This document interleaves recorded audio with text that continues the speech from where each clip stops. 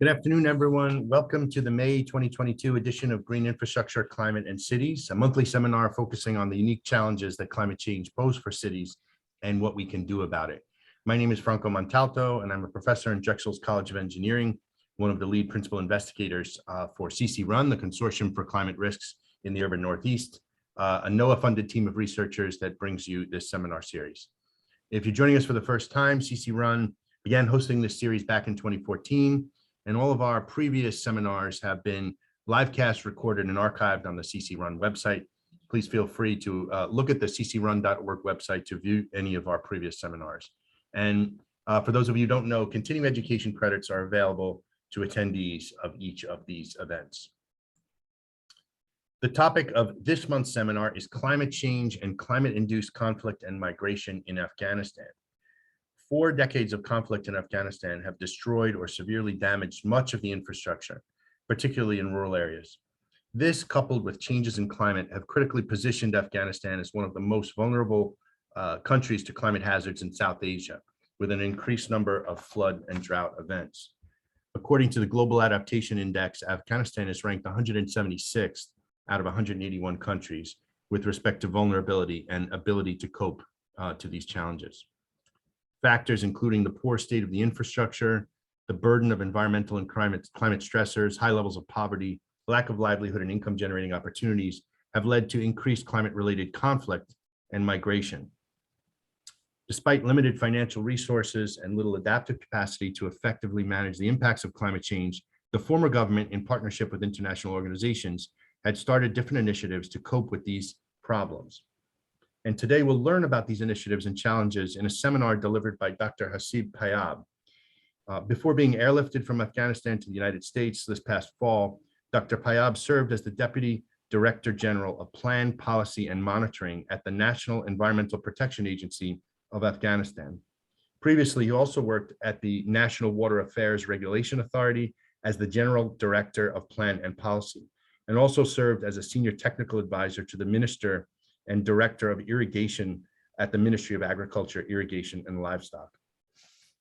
Dr. Payab received his PhD in civil engineering, specializes in water resources and hydraulics from the Eastern Mediterranean University in North Cyprus, an institution where he also obtained his bachelor and master's degree. And Drexel is proud to announce that as of this month, Dr. Payab has joined the Drexel research community as a research scientist in the Sustainable Water Resource Engineering Lab, where he'll continue working on this nexus between climate and water resource planning. So with that, I'm going to hand it over to Dr. Payab. During the seminar, Joe, please use the Q&A box to submit questions. In the Q&A box, you can also upvote other questions and raise your hand to ask a question orally, but please just use the chat for technical questions and not for questions for the speaker. So Dr. Payab will talk now for approximately 45 minutes to an hour, and then we'll open it up to conversation. Haseeb, over to you. Thank you.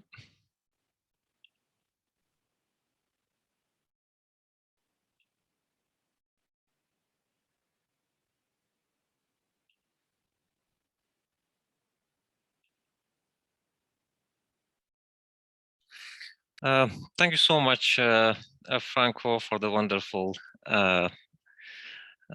description and introduction. And I'm really honored and privileged to be here among senior research fellows and academicians, as well as students, to talk briefly about Afghanistan and its climate change and climate-induced conflict and migration in Afghanistan as well. I'm sure that we will have different participants in this platform. So, and I know that there will be people who will know Afghanistan, who has information of Afghanistan, or there are people who has no information.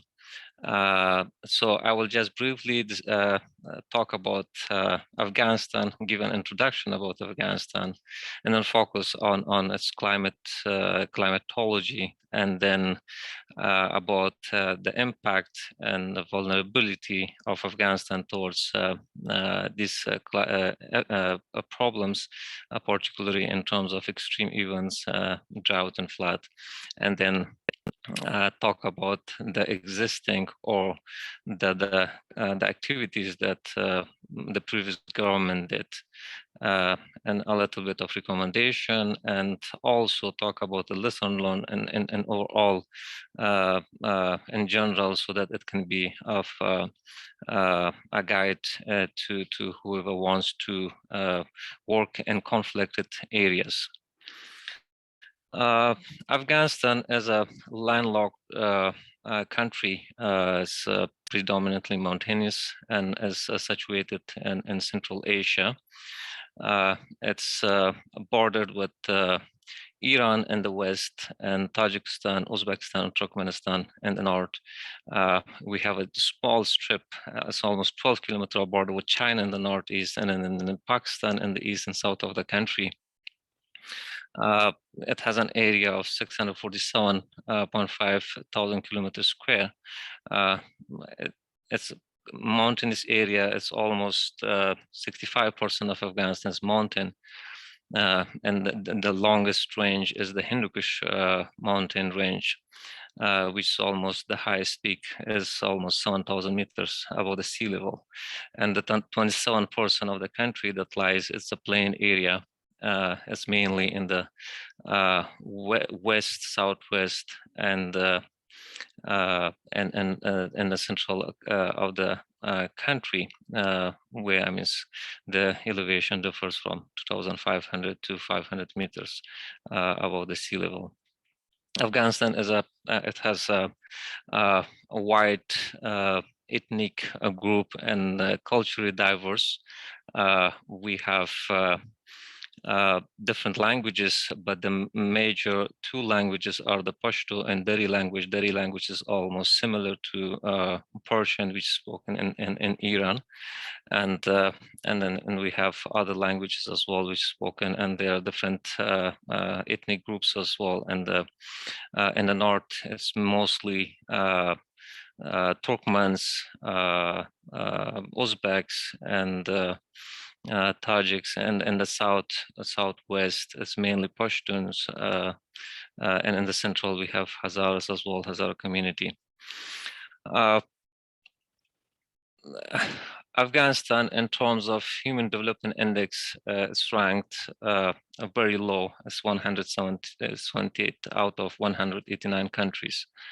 And its per capita income, annual per capita income, is also low, almost $2,000, which is very, very low as compared to many other countries. But it has an advantage at the same time, that is, it has a young population, very young population. Almost 50% of this population is less than 15 years of age. It's an asset if the young generation is guided towards in the right direction and given proper education. If not, then it can be a disaster if they are misguided and taken and misused. It can be a problem to the country in the long run. Looking to the current situation in Afghanistan. Afghanistan is a food insecure country. It has been for the past several decades, and it's rising. Almost 45% of the population in 2020 they are food insecure, and based on the latest estimate that has been done by WFP, more than 60%, that's almost 23 million people, will be acute food insecure. Poverty rate was also high before, almost 50% in 2020, but when the Taliban took over the country and the previous government fell apart, based on the latest estimate given by UNDP, almost 90% of the country will be in poverty and within this year. In Afghanistan, the major economic sector where almost all people they are involved is agriculture. Agriculture is very important for the survival of Afghan people. Almost 85% of the population they are heavily engaged and directly or indirectly in agriculture, except for their livelihoods. 44% of all jobs in the country are in agriculture sector, and agriculture workforce makes almost 43% of the workforce. Contribution of agriculture sector to GDP varies depending on different years how the produce are. It's between 20 to 30%. And we have both irrigated agriculture and rain-fed agriculture, but irrigated almost 85% of the country's food comes from irrigated agriculture. We are utilizing a huge portion of our water resources. That's almost 80% of our water resources are used in agriculture. And agriculture is not modernized at the same time. It's more traditional way, despite the fact that during these few years, several steps were taken to modernize the agriculture sector to increase the efficiency of the system. So significant water resources out there in Afghanistan. We have a huge potential, and mostly the water that the rivers get, they are 80% from the runoff from the mountains, from the snow that we get during the winter season. And there are 5 major river basins in Afghanistan, and out of these 5, only one is within Afghanistan that flows and ends within Afghanistan. The other 5 river basins, they're all transboundary river basins, and between Iran and then Tajikistan, Uzbekistan, and Turkmenistan, and then Pakistan as well. So in terms of volume, the Amu Darya or Amu River is the longest, and in terms of volume, the carries a big flow, which is a border also between the Central Asian countries. And then the Helmand River Basin, it's the second largest, and it flows to Iran. And Kabul River Basin is the 3rd largest river basin, which flows into Pakistan. The Harid Morghab also it originates in Afghanistan, then flows shortly to Iran, and then it diverges to Turkmenistan. And the Northern River Basin, which is the central it's within Afghanistan. Unfortunately, I mean, we don't have any agreement with other countries, transboundary agreements, except the one agreement that we have with Helmand River Basin with Iran, and that one was signed almost 60, 70 years before. The total volume or renewable water resources, annual renewable water resource that we have, it's varying, but it's almost 69 billion metric cube annual. About 90 billion is groundwater, and then 53 million cubic meter is surface water.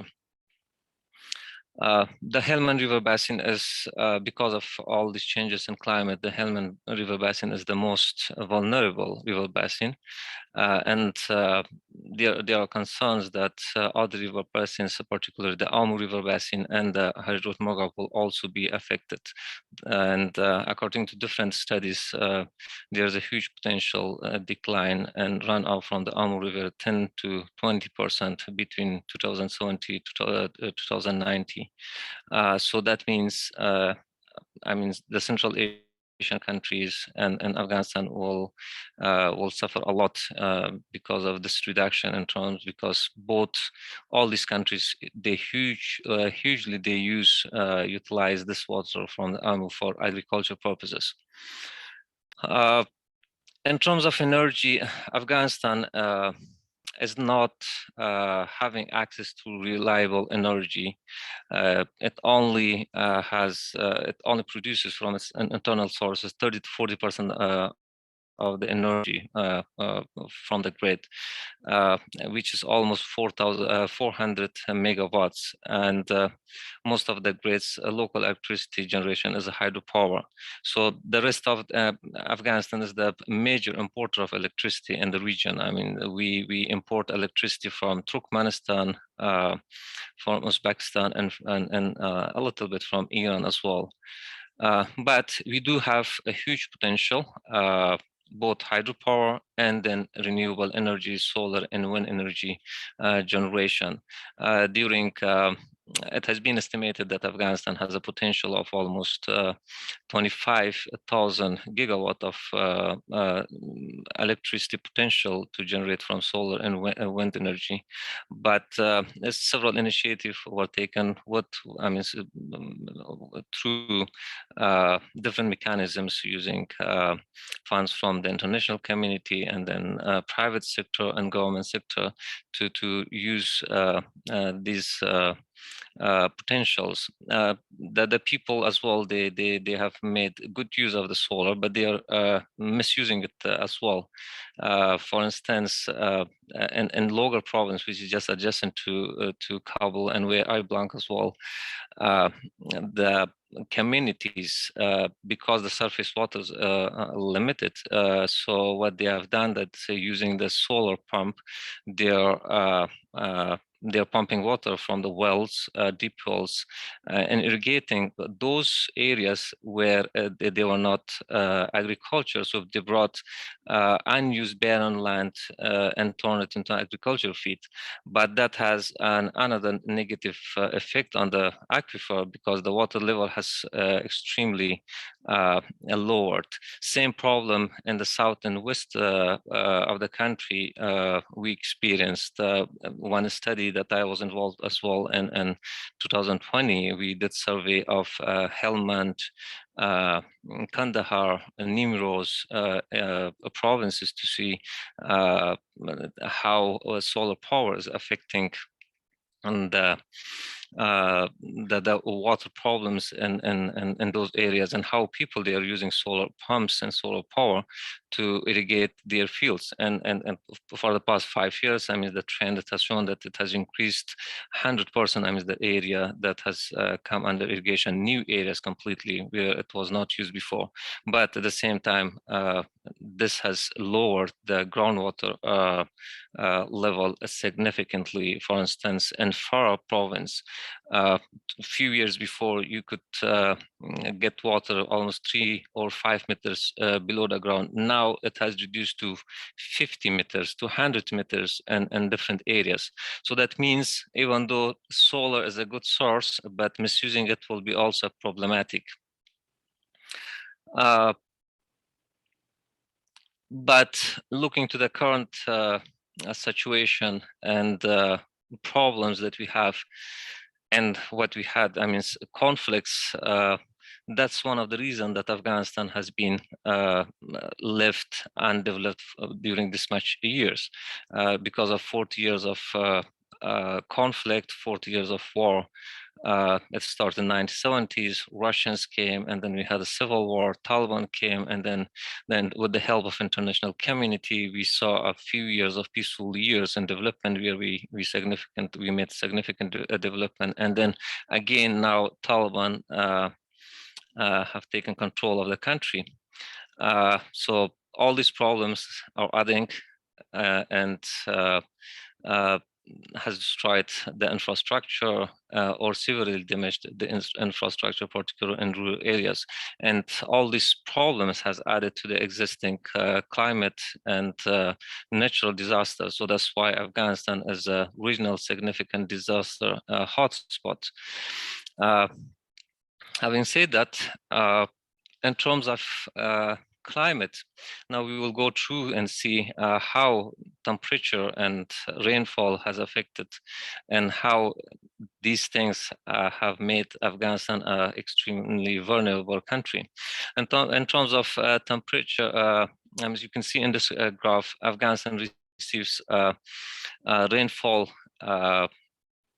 only during the first few months of winter and then spring. We don't have significant rainfall during the month of May to October, and the precipitation there mainly during the winter is just in the central and part of the country, and north part of the country is mainly in the form of snow.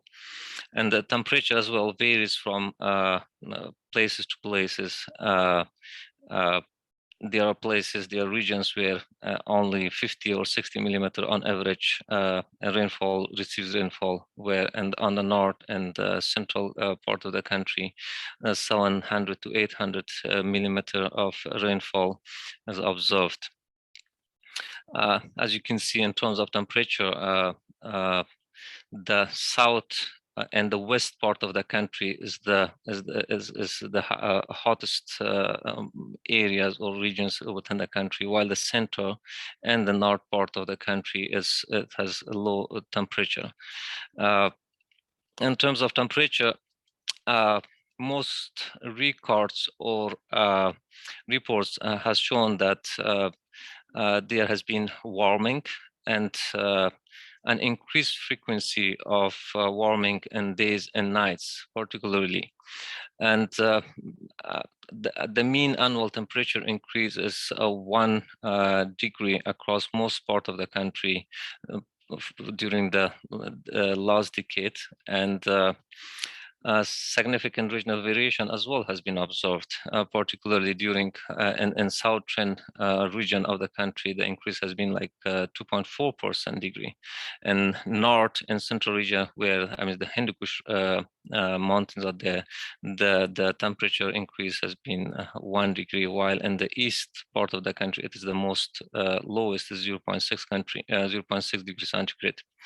And both projections done by different organizations, it has shown that the optimistic and pessimistic scenarios show that the mean temperature has increased, will increase in the coming years.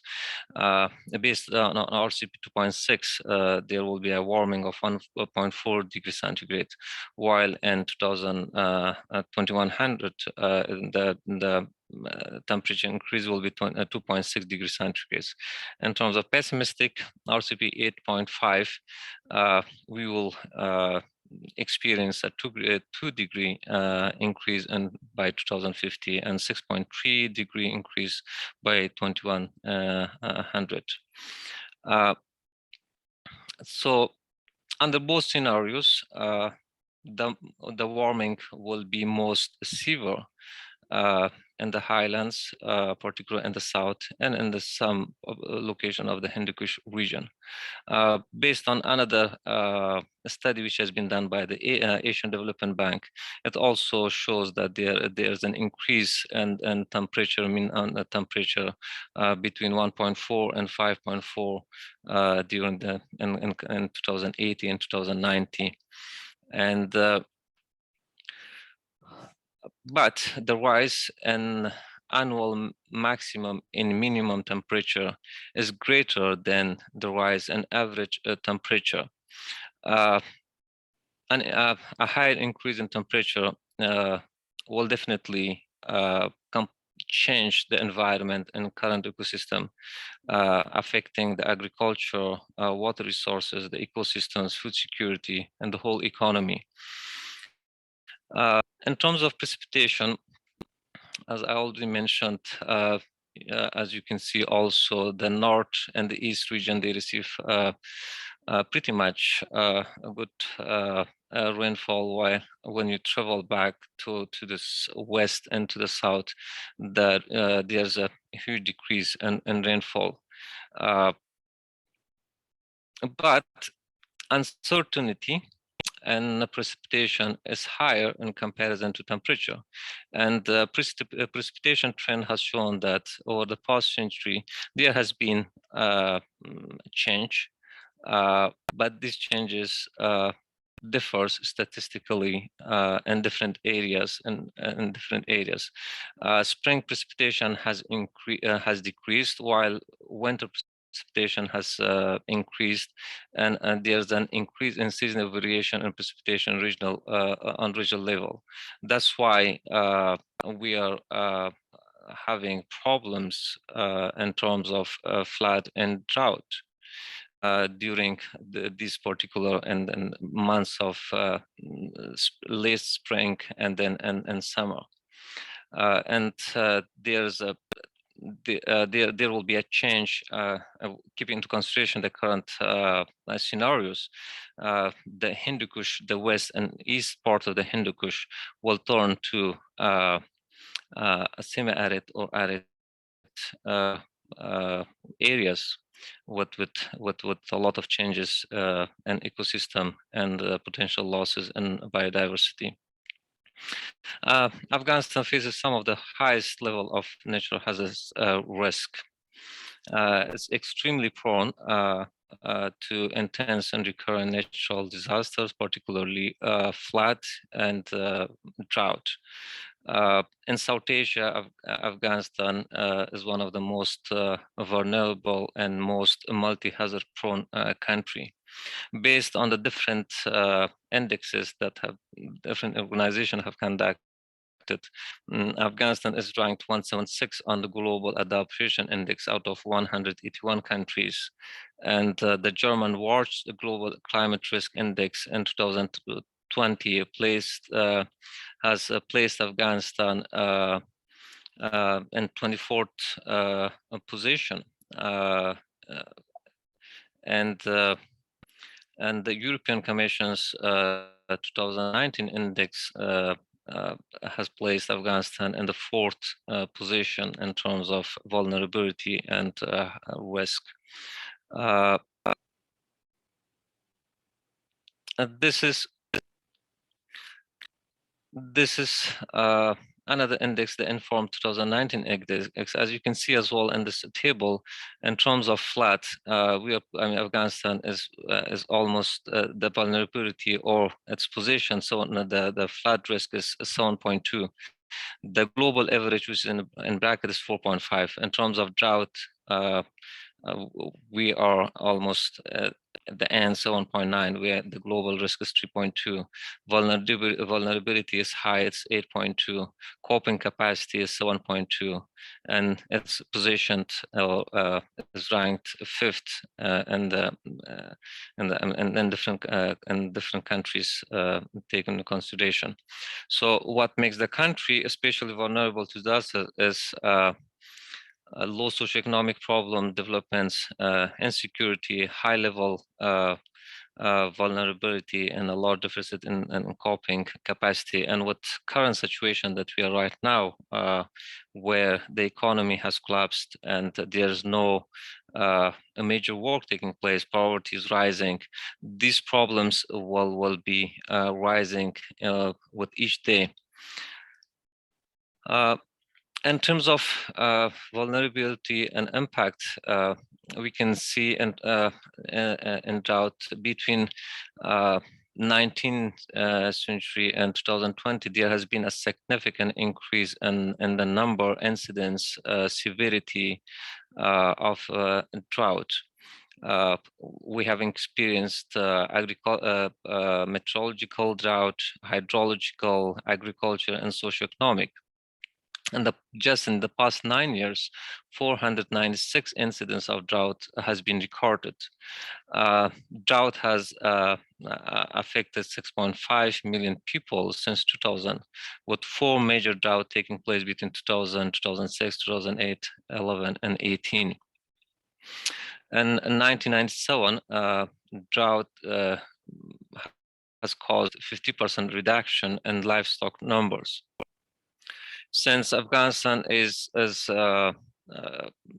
highly dependent on agriculture sector, so any drought even affects the country and the population a lot. And for instance, in 2011 and 2018, millions of people and they were having problem or they were food insecurity and poverty, and in 2018 or 19 the drought affected almost 2/3 of the country and devastated or destroyed the agriculture sector completely.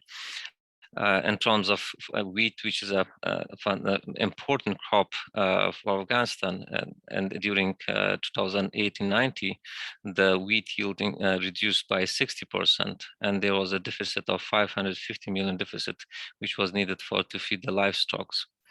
On average, drought caused a damage of $280 million economic damage to the agriculture sector only, and in terms of extreme events, it can get up to $3 billion. These are the estimates that different organizations have done. So in terms of flood risk is also widespread in Afghanistan. Though we have low precipitation, but since the temperature is high, and that makes the soil to get hard and loses this absorption ability. So that's why with little rain, it can be problematic. And at the same time, because most part of the country is mountainous, so we have steep slopes.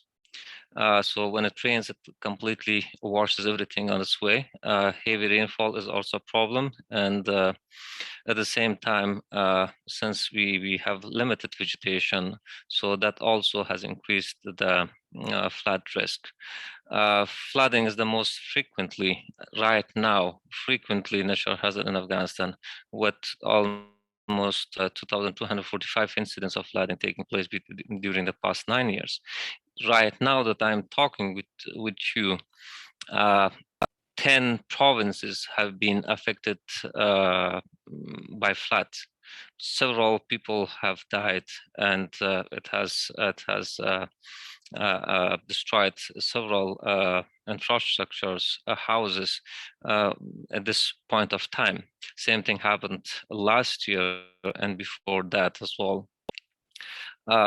Though data are limited in terms, not that much research has taken place in terms of the economic damage or the loss of life, but it has been estimated that on annual basis, hundreds deaths per year take place, or it's because of flood.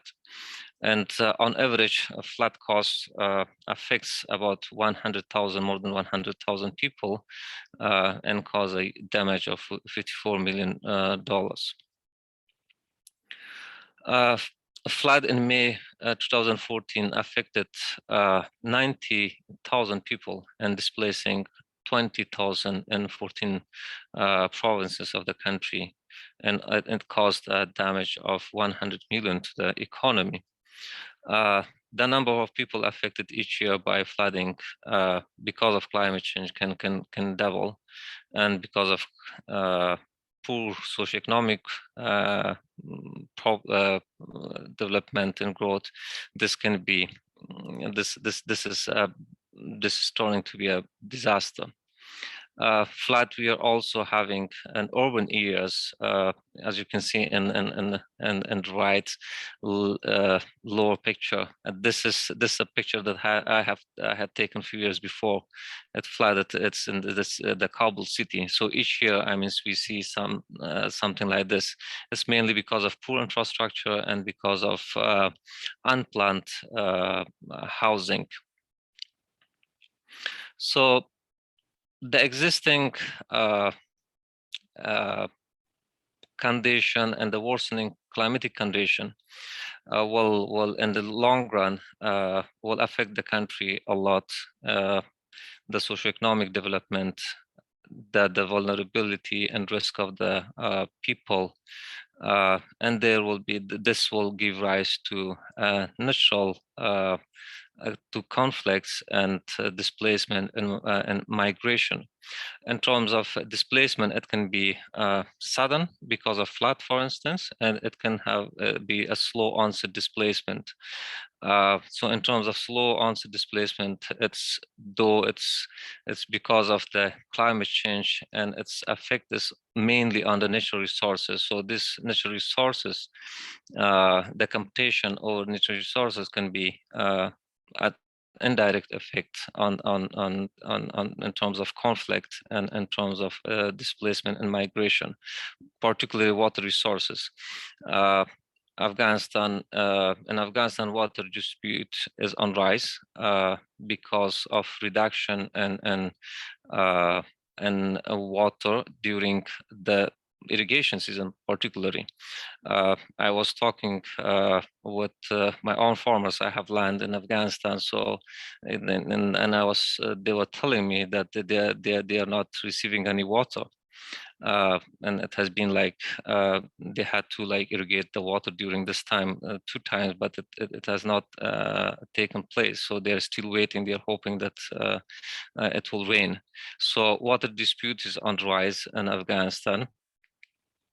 And as I mentioned, in terms conflicts and disputes can be either it's either internally and or externally. In terms of internal, because of the social implication, it can be this conflict can rise to migration as well. For instance, in Logar province, in 2016, I remember communities, they fought with each other over water to irrigate their fields, and they killed each other. Same thing in Bamyan when I was there in 2016, when I met with the communities, the downstream community, they were telling us that they are not receiving water from the upstream, and the upstream, they are misusing the water resources. So we had to they were asking us to build harvesting structures and ponds so that they can store water. And they told us that in case if the government will not take any action, they will take guns and they will fight with the upstream community. I mean, it's extremely problematic thing, and it's hard to solve as well. In terms of external disputes, as I mentioned, that Afghanistan is having 4 river basins, and all of them, they are flowing out of the country.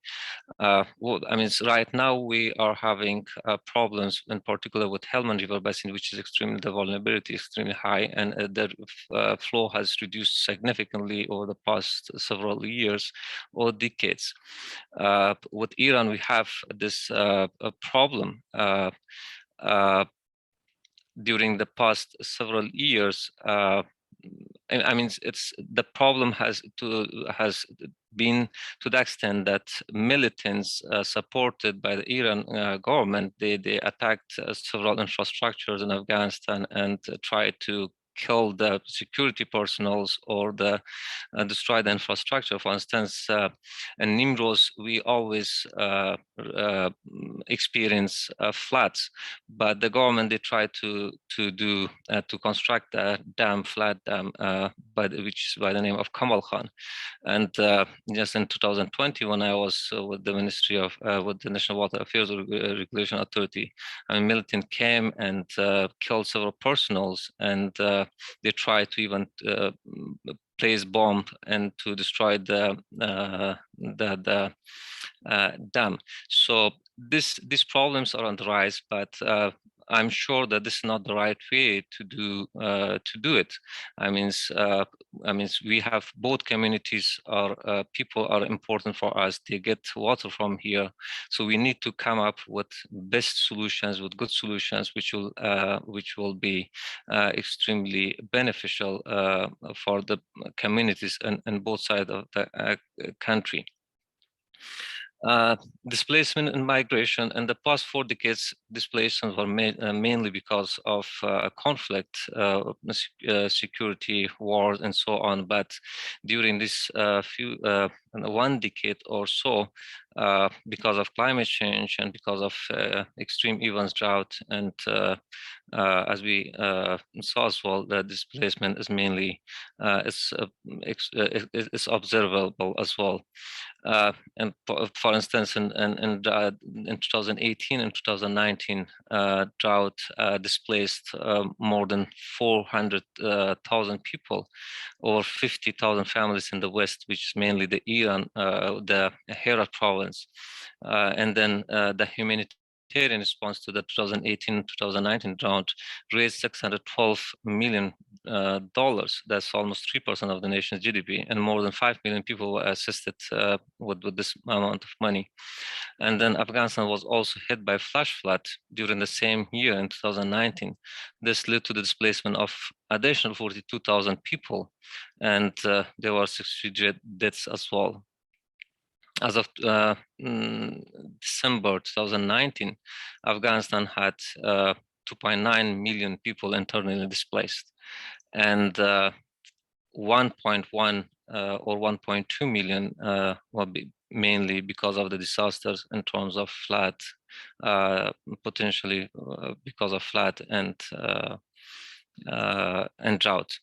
So the geographical pattern of displacement has shown that the majority of internal displacement that we had during these years, they were from north, northeast, and east of the country.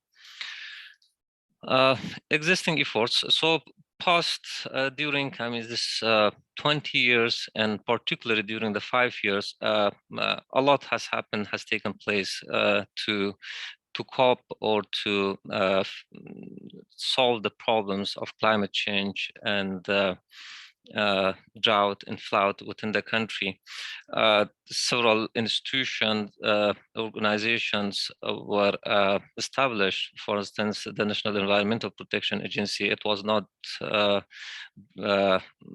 existing at that time before, but then the government established it. The Afghanistan National Disaster Management Authority was also established.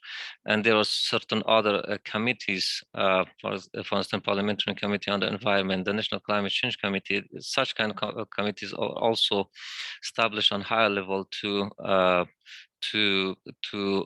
address the problems and to manage these problems effectively. In terms of policy as well, good things have taken place, particularly during the past 5-6 years. For instance, we produced the National Determined Contribution, the NTC, with a requirement to Paris Agreement in 2016, and then in 2021, when I was there, we were working on it to submit the second one, and then a disaster management strategy was prepared, national communications to the NDC we submitted in 2013, 2019, and then the other one we were working to submit in 2023.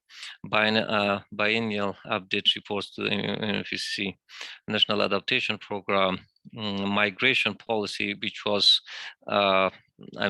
last year it was in its finalization steps, but unfortunately things changed and we left like that. And then national environmental policy, Afghanistan was not having any policy before. So when I joined the National Environmental Protection Agency, I wholly focused on developing this policy to be able to manage the environment and the different sectors effectively. Afghanistan also produced National Peace and Development Framework.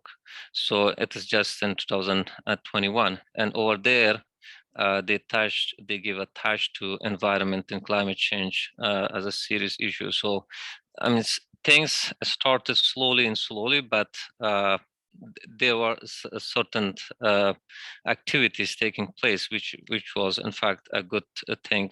In terms of investments as well, we had significant, we received significant funds for projects to implement an agriculture, livelihood, climate change, irrigation, water, environment. I was involved in some of these projects, for instance, the on-farm water management project, which was funded by USAID and the World Bank, the irrigation restoration program funded by USAID and the World Bank.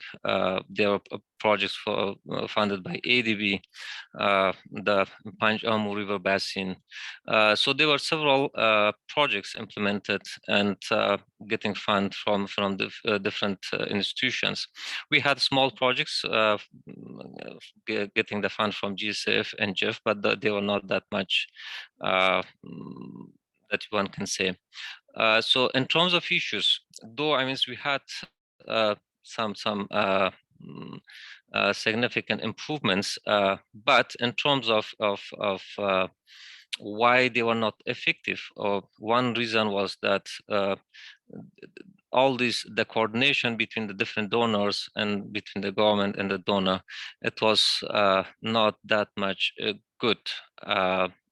And at the same time, there was no synergy and between the different institutions, and there was so much duplication. When I was the irrigation director at that time, I tried to analyze where we have implemented these projects, and what I found that mostly 90% of the projects, irrigation projects, they were just in 1 or 2 or 3 provinces, and within the province, just 1 or 2 districts. So most of these projects that they were happening, they were just happening in few provinces. So that was one of the setbacks, that the rest of the country were left alone, and that's why we are seeing these problems. Another problem was there has been no significant work at policy level as well. Until this recently, and in terms of mitigation and adaptation of climate change, understanding the importance of these things. When I was developing the irrigation policy, the national irrigation policy in 2017, when I put statements related to climate change and conflict and displacement, I was told by deputy minister that why you are putting these things, this is not important for us at this point of time. It's problematic for the government, we don't want such kind of things, where in fact we were noticing that how important these policy statements are so that it can show us a good direction where we are moving, and so that we can attract funds and use that fund effectively.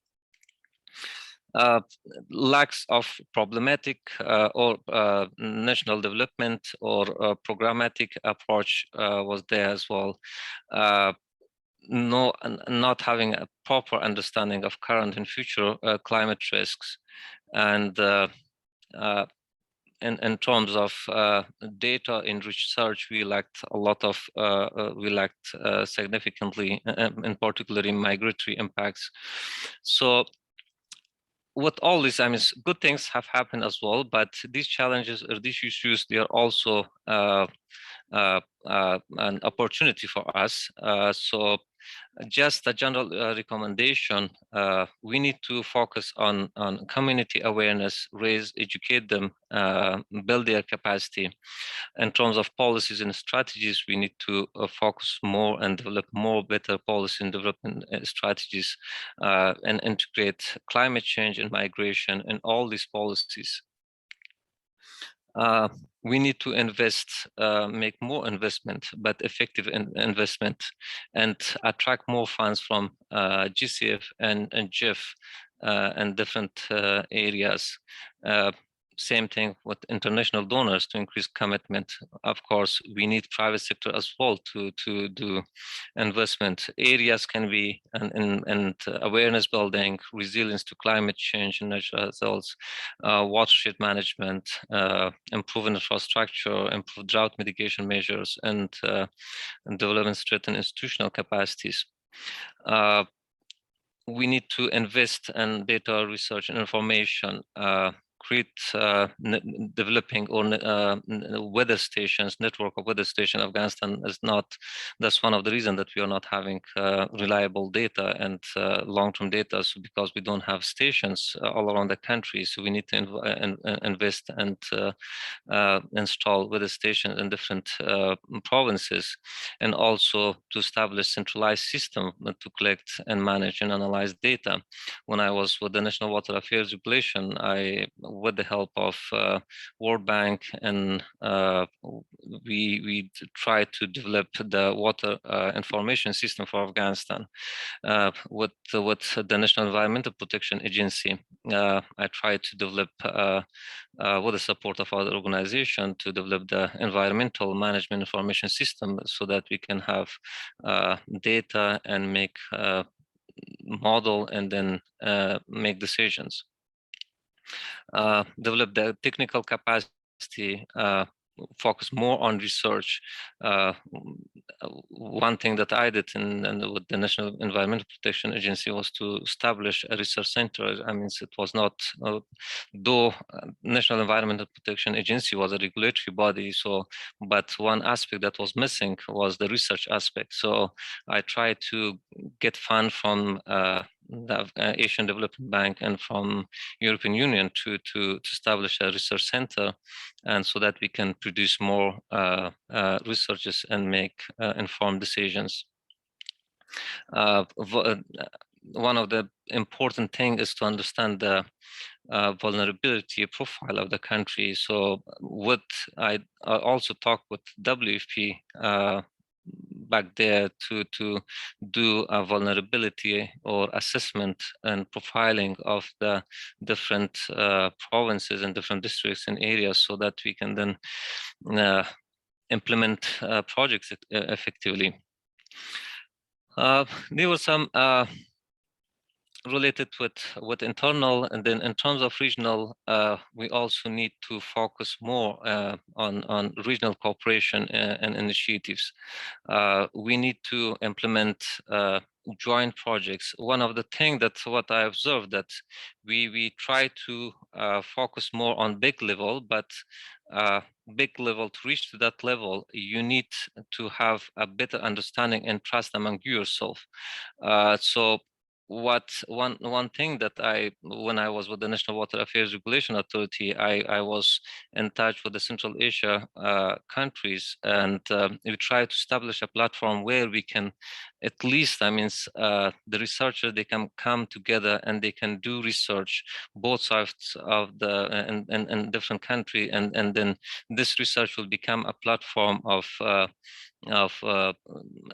increasing or strengthening the trust, and at the same time they can understand our problems and we can understand their problems. With UNESCO, I was in touch to have a regional project between Afghanistan and Iran as well.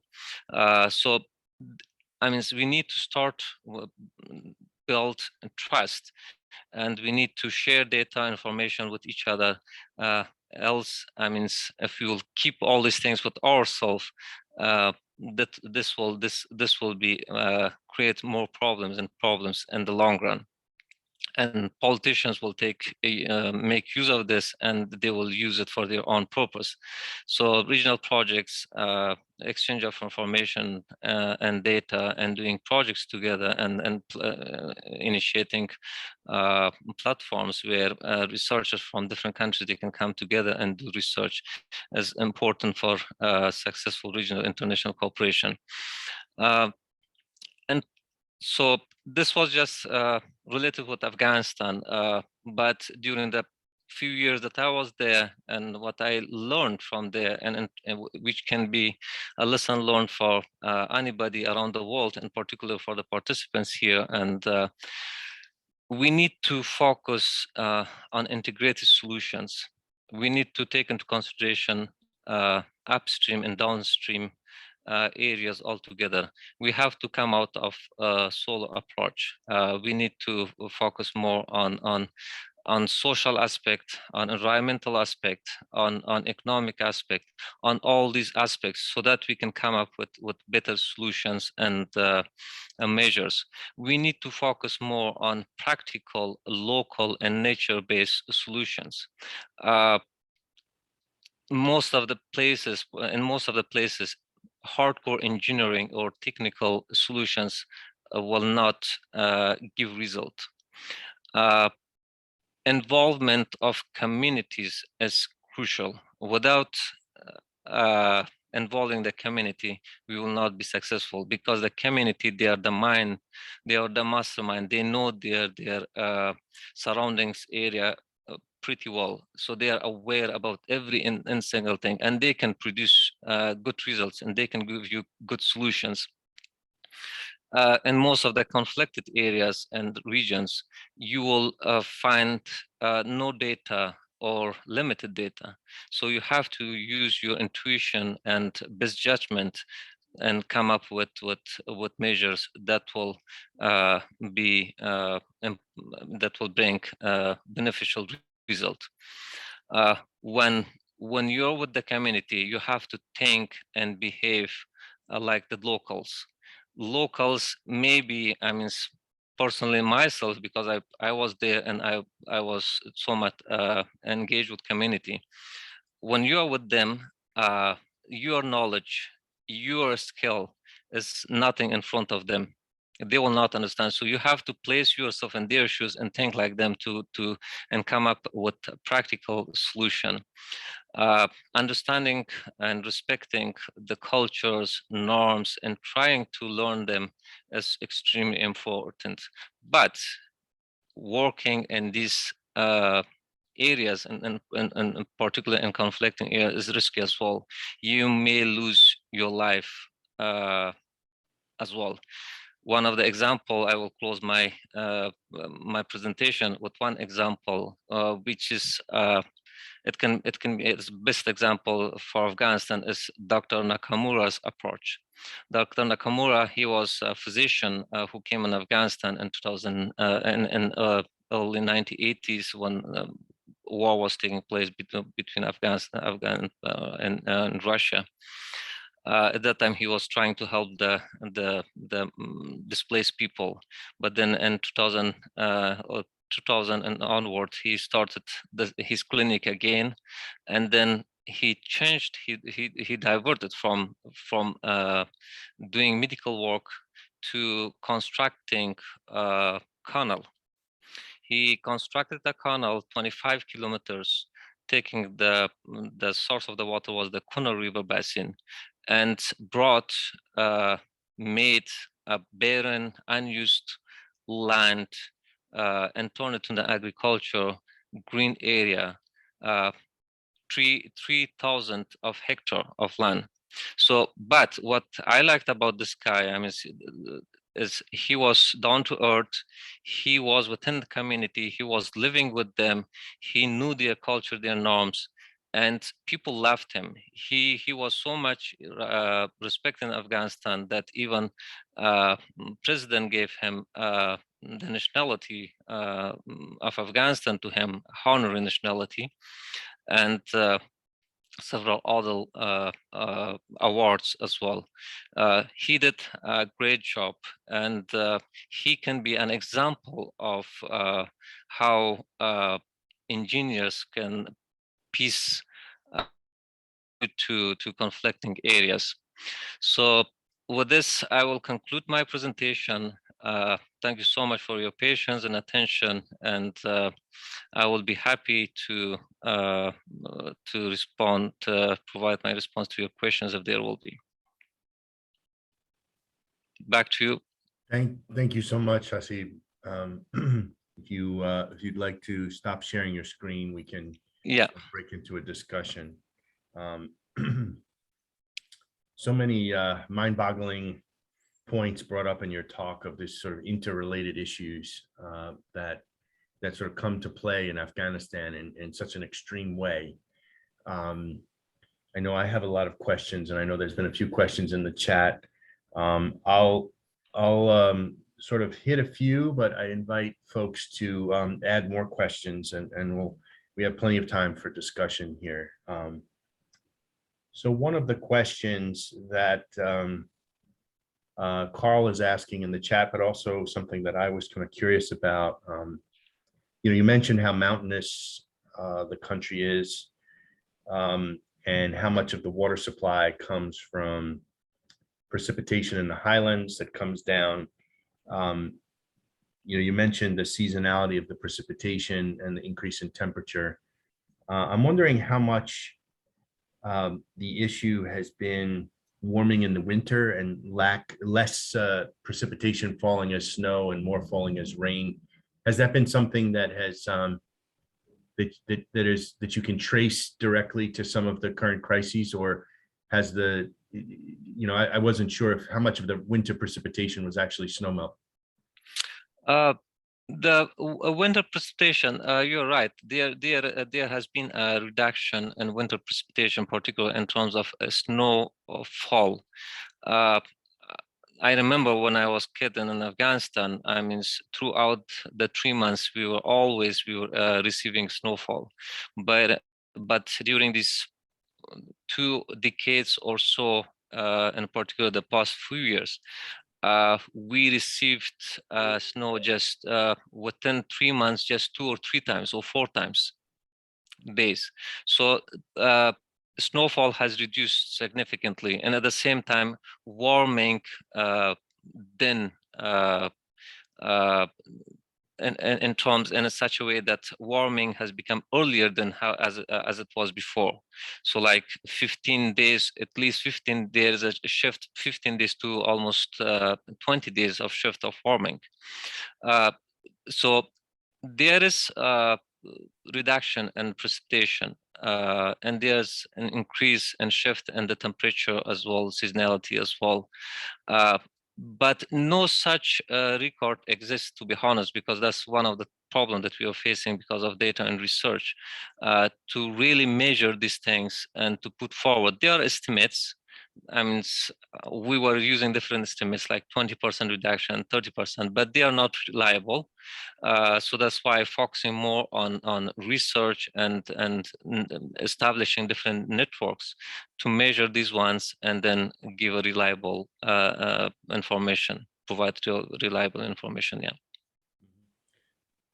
And so related, you said that a large percentage of so the electrical supply, of course, is not consistent, but a large percentage of the electricity is from hydropower, which presumably means that there are some reservoirs, so that would be some buffering capacity. Yeah, the reservoirs are there. They were built back in 1970s and 1960s, but their capacity has reduced a lot because of sedimentation and siltation, and at the same time, the different turbines, they are not working that effectively. But we do have a huge potential. There are different estimates, but they are saying that it's the hydropower capacity potential of Afghanistan is between 15,000 gigawatt to almost 30,000 gigawatt. So there's a large potential, but then this sort of brings in some of the other questions that you're talking about. I mean, you mentioned certain irrigation systems, dams that had been sabotaged through conflict, and I wonder, how much of the current problems. I mean, obviously, climate change has exacerbated the problems, but I wonder if you could say something about the relative impact of sort of other sources of conflict versus the climate causes of the conflict as being part of the reason that the infrastructure has not been able to keep up. Is it, I guess one of the things that was so interesting to me about your talk is how much, we hear in the media about the conflict in Afghanistan, but we rarely hear about the relationship of the conflict to some of these climatological realities. So I'm just curious, if you had to, what fraction of the whole problem is sort of climate driven, would you say? Yeah, I mean, you can say that 50% of crisis or conflicts that we have internally or regionally, it's because of climatic effects, particularly water. With Pakistan, with Iran, and to some extent with Central Asian countries as well. So that's one of the reasons that whenever Afghanistan tries to do to construct or plan an infrastructure, water infrastructure projects within, it directly gets unfavorable response from the neighbors. For instance, we try to construct a dam, but just for water supply purposes and for Kabul region. But till now, we didn't manage to get that dam because Pakistan had so much influencing the government not to construct, because the water will then reduce and it will not be able, I mean, still the flow will reduce within the Kabul River basin. Same thing in Kunar province, which then flows, the water joins the Kabul River and then it moves to Pakistan. Over there, we have a significant, highly potential areas for dam and for irrigation, but we have not been able to invest in those areas because of the influence within the government from Pakistan and the militants that they support from that side of the country, and they're destabilizing the region. So you can say almost 50% of the existing political problems are because of climatic and natural resources, particularly water. Right. James is asking, and I heard you say as well that the government, the previous government, felt that use of the word climate change or conflict was problematic. And I'm wondering if you could tell us a little bit more about why that was, and and if there's any ways that policymakers might be convinced to actually take these problems as seriously as some of the others.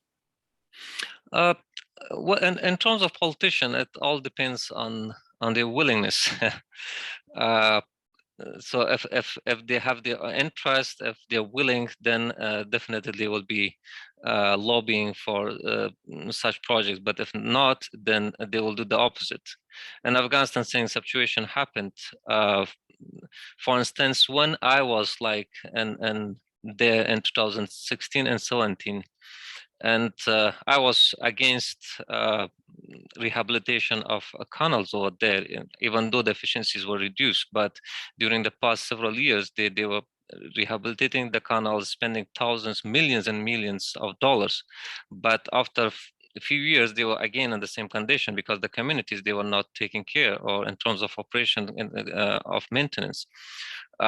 I suggested that we have to focus on the upper watershed because that's where the problem exists.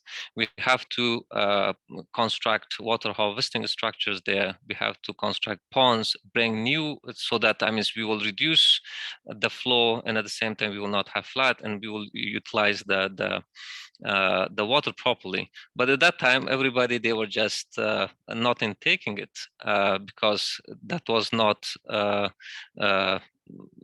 basically taken, or they were not understanding its importance.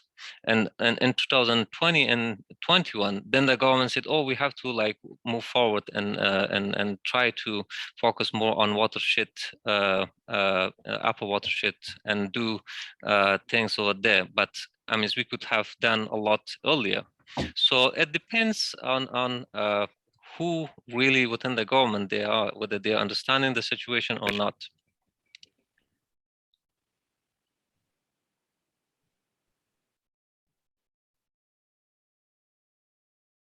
Franco, are there?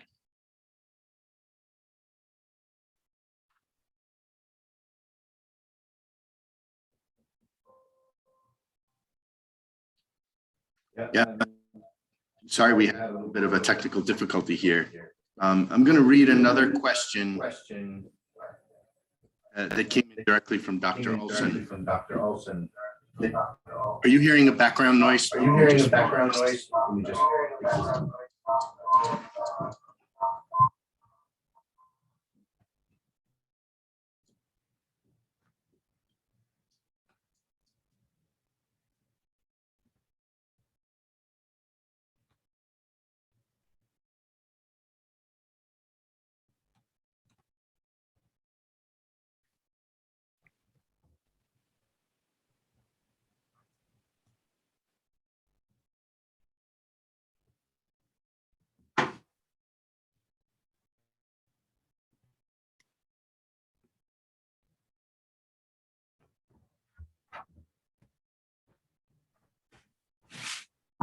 Sorry for the technical difficulties.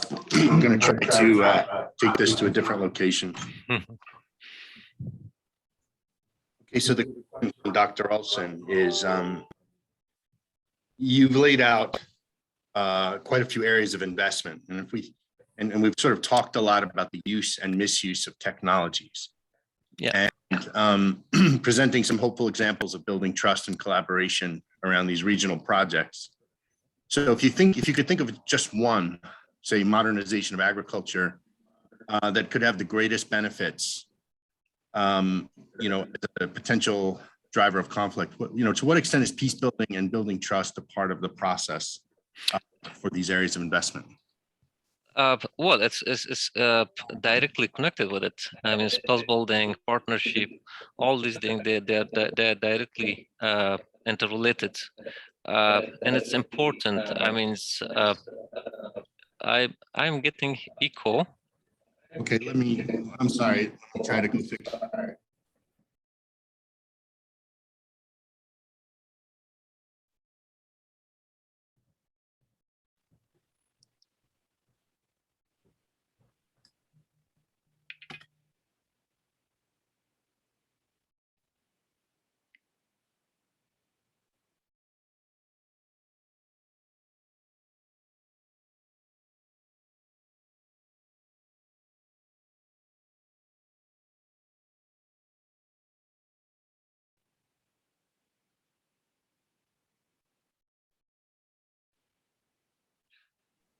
That problem should be resolved. Sorry about that.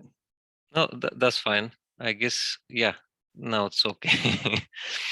So yeah, I mean, all these things, they are interrelated. I mean, peace building, building trust, and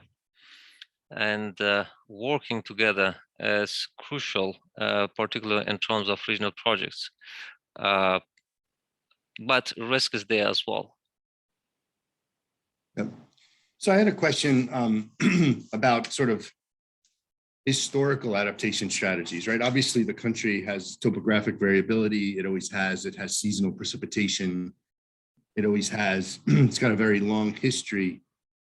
Climate change is obviously making these conditions worse. But how historically, how did people cope? And this question sort of came to me when you were talking about the importance of including sort of local solutions, building on community knowledge, taking a nature-based approach. And I know in other places that I've traveled, if you scratch the surface and go back 100 years, the local population had developed ways of adapting to sort of these types of complex conditions. And I'm wondering if there's any sort of lessons looking historically at how people lived on the land in Afghanistan. There are several examples, and I was astonished when I traveled to the north part of the country, and they were using traditional mechanism of drip system mechanism. They were having pots, fill it with water, and then dig into the earth and put surface, and they had the plastic, and there was small holes as well where the water was slowly dropping and dripping and getting into the roots of the plants. And each week, I was told that each week they are then filling that and the pot, and then they are irrigating. So this is, they say that, I mean, from the community, they said that it has been come to us like maybe 1,000 years before or 100 years before. So this is one solution, I mean, that they were using, I mean, drip irrigation for this purpose. And then other solution as well, for instance, mulching. I mean, though it's a kind of new technology, but they were using a kind of mesh. And I remember when we went to New York as well, over there they had laid this mesh. So they were using mesh made out of straw. They had like woven together, and they were putting it on the field and watering as well, because that keeps the temperature cool, and at the same time reduces the evaporation. So there are different communities, different adaptation techniques. So, and they can be a great deal to go and do research and learn from them. Yep. One of the statistics that stood out the most for me in your presentation was that half of the population is under 15 years old, which is really remarkable when you think about it. And I'm just curious if in these last few years, or even previously, or I mean, I guess just these last few years, because this population is so young, have the youth, can you talk about any kind of difference in perspective? Is there any kind of optimism you have looking at how younger people look at conflict, look at climate, look at some of the natural resource challenges that you're talking about? Is there any kind of a youth voice that you growing in Afghanistan, or was there before you left? Definitely, yes. I mean, our young generation, young blood, because mostly they got a good education within country and outside of the country. They always try to raise their voice as on different important issues. For instance, in terms of environment, we established, there were different students from university and other colleagues within the different organizations. They established the Afghanistan Environmental Network. At the same time, for instance, there were Afghanistan youth education for youth groups. They were more like lobbying on getting the education for the rural communities, because they were not having access to different to schools or to materials. So they were going and they were meeting with the communities, trying to convince them to send their kids to schools, and also trying to raise funds and give them books and provide them with books and other things. At the same time, there were like different youth organizations in terms of peace building, in terms of conflict resolution as well. Within parliament, within the government as well. My cousin's wife, she was nominated to be the to represent Afghan youth in United Nations. So there are several examples where this young blood, particularly during the few years, who got good education, they emerge as a big force. And today as well, when we met with President Bush and First Lady, there were several youth or who came to Afghanistan, and they raised their voices for women and for education. So we have that thing. So things and during these few years, things have changed in this regard. But right now, it's moving in the wrong direction, and the opposite direction. Yeah. So much of the migration in country and out of country in Afghanistan sounds like it's been involuntary due to insecurity, conflict, climate change. But I wonder if while you were working for the government, there were any examples of what we like to call sort of managed retreat, sort of deliberate, planned movement of people that allowed them to continue to live in a region, but sort of reduce their risk. Are there any sort of examples you could point to of sort of successful government initiatives on your watch or previously?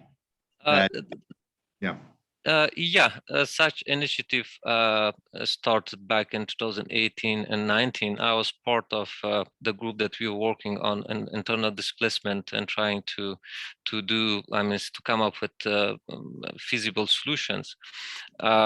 One of the things, as I mentioned, that the success of Dr. Nakamura's canal, what we did when we had so many internal displacements, and we had to provide them housings, when we had to provide them a place so that they can do their economic activities as well. So what we did, I mean, we tried to settle them in Jalalabad, where the canal was there, to settle them there, and we gave them parcels of agricultural land so that they can try to do farming there. We gave them, like, for instance, I remember that $5,000 so that they can do economic activities, for instance, do develop or build a shop for them, or invest in carpentry, or invest in farming.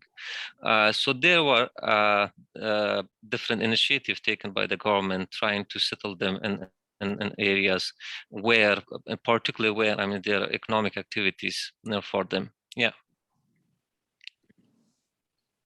There's a question from Carl in the chat about the impact of the pandemic. I mean, obviously, there's so many things going on in Afghanistan over the last few years.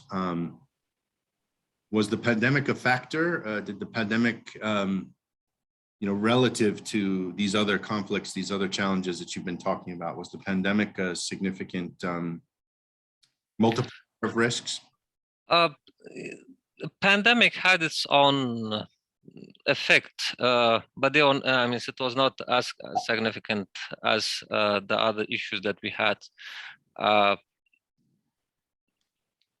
and that effect was also not direct in a sense, because Afghanistan hugely dependent in terms of trade, dependent on imported goods and commodities from other countries. So during this pandemic time, there was no import or no trade, or it was slow. It was taking, I mean, months and months to bring certain goods from particularly important ones from different countries. So that affected the economy and increased, the prices went up. But more than that, it didn't affect. Yeah, we had people who died because of pandemic, because of COVID. But for some reason, Afghans, they never took it as something, as a problem affecting the whole world, in a sense that they were saying, "Oh, it's just from God. If we will die, we will die. If not, that's fine."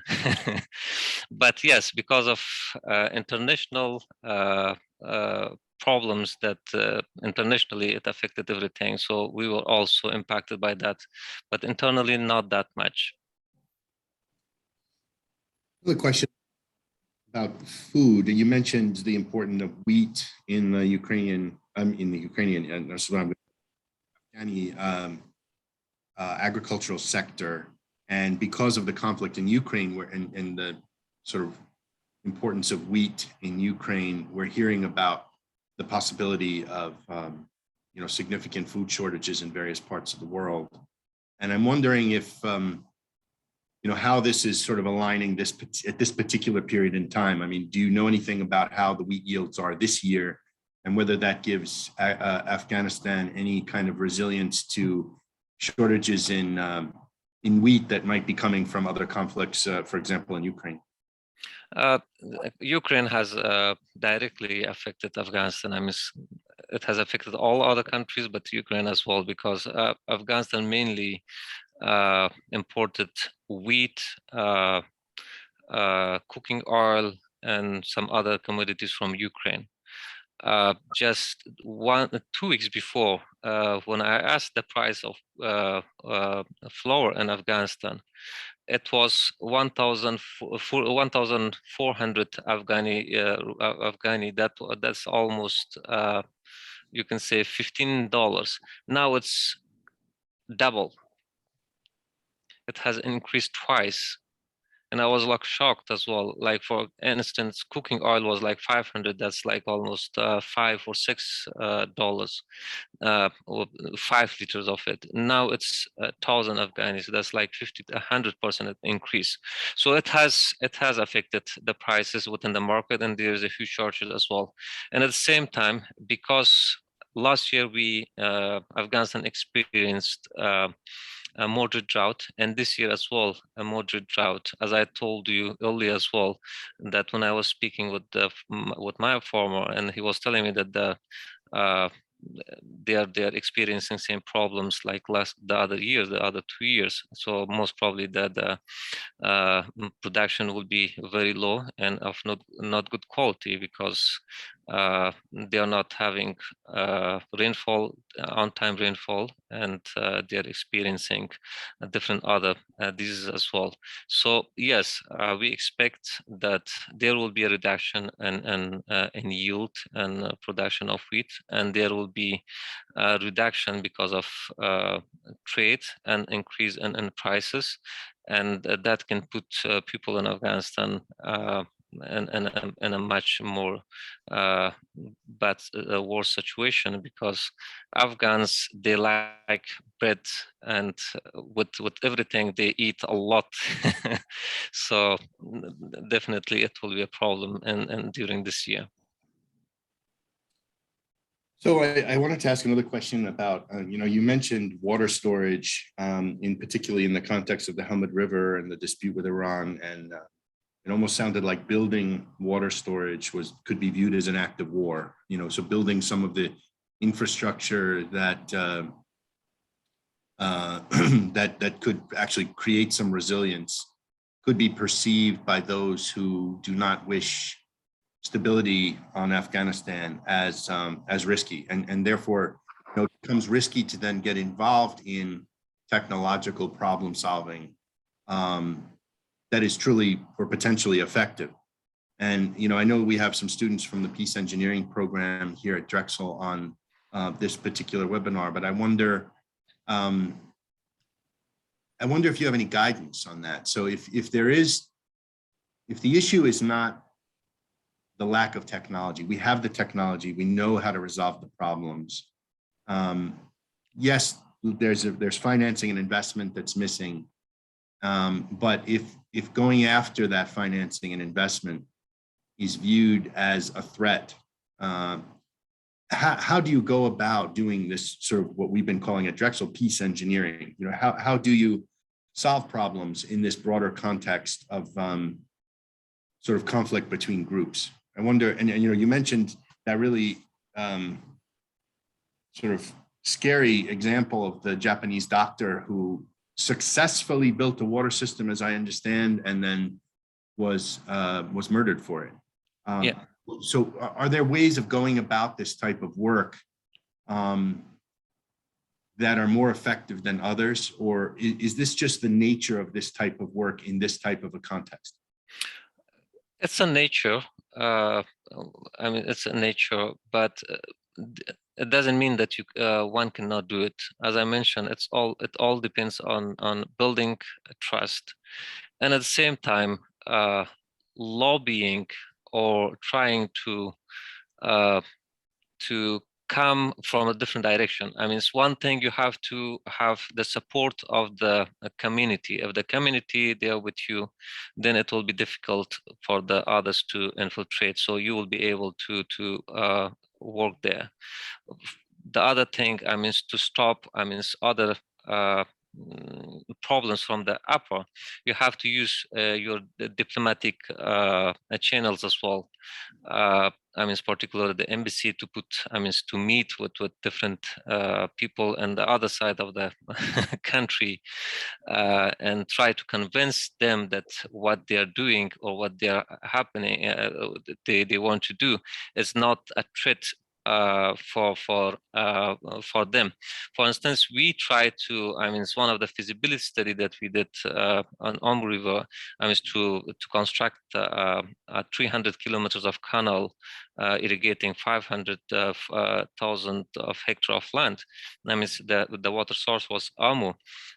Initially, USAID, they were not in favor of it because they said that it will create a conflict. But then after several negotiation, we said that because USAID offices in Tajikistan, Turkmenistan, so why we don't sit together and try to convince through these channels, I mean, the people within the government to say that, okay, we are doing this, but it's not a threat to you, or it's not it will not affect you.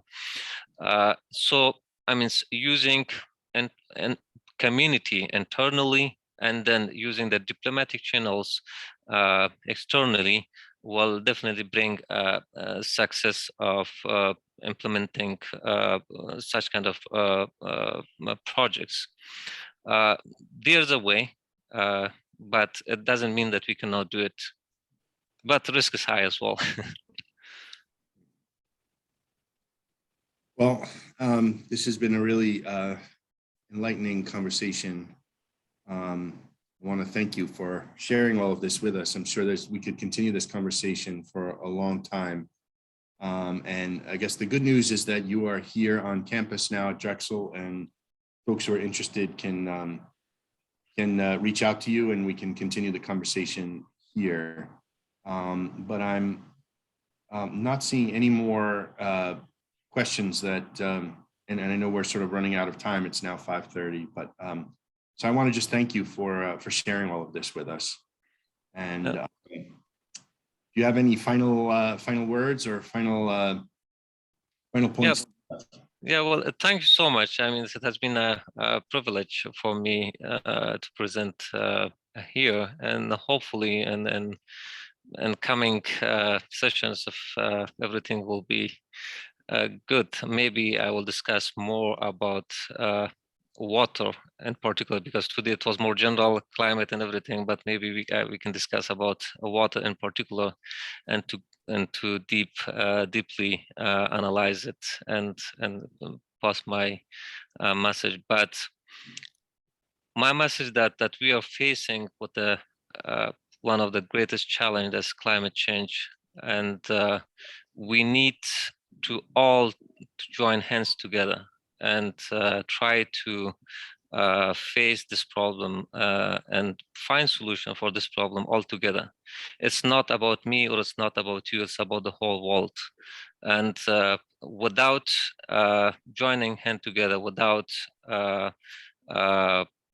having that trust among each other, without supporting each other, I guess we will not move forward, because climate, if it affects Afghanistan today, it will affect the other countries. Slowly, it will be wider and wider, and it will take, if desertation will taking place in Afghanistan, it will affect the other countries as well. And slowly that will become bigger and bigger and bigger, and the whole region, the whole globe will be affected. So we have to work together, and that will be our success. If not, we will all be, one by one, will be affected badly, and it can be disastrous as well. Thank you. Thank you so much. How true that is. And we would love to have you speak more about water. This was a great sort of introductory presentation, but happy to have you come back and talk specifically about water resources and some strategies and that you might find interesting there. And I want to apologize to everyone for the technical difficulties we had midway through, but I don't think it detracted from the conversation. So thanks to you all. Please join us again, first Wednesday of every month. We'll be back in June with our next session. So thanks to you all. Thank you, Haseeb. Thanks so much. Thanks everybody for your patience and participation. Thank you so much.